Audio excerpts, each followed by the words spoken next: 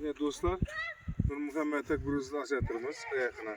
Bu nima için gerek? Yugurishni tezlikni rivojlantirish uchun, sakrash uchun. Hurmatli obunachilar. Yugurish, futbolchilar hamma sport turidan foydalansa bo'ladi.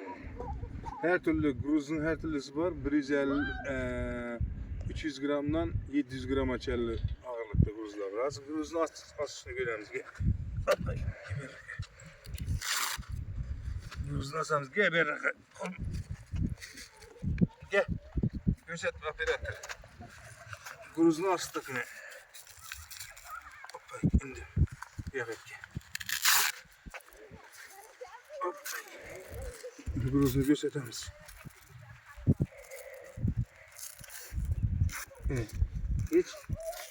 Hiç inusu yok bunun. Ne oldu?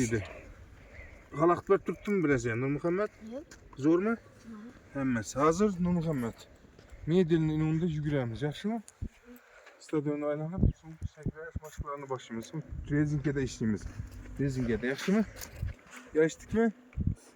Gruzimiz, balamız tayyor. Balamız tayyor. Medil'ni yuguramiz.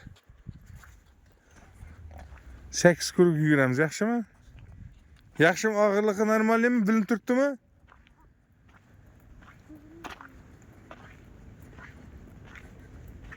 Şu holatda mashg'ulotni o'tamiz. To'siqlardan sakrash mashqlarini ishlaymiz.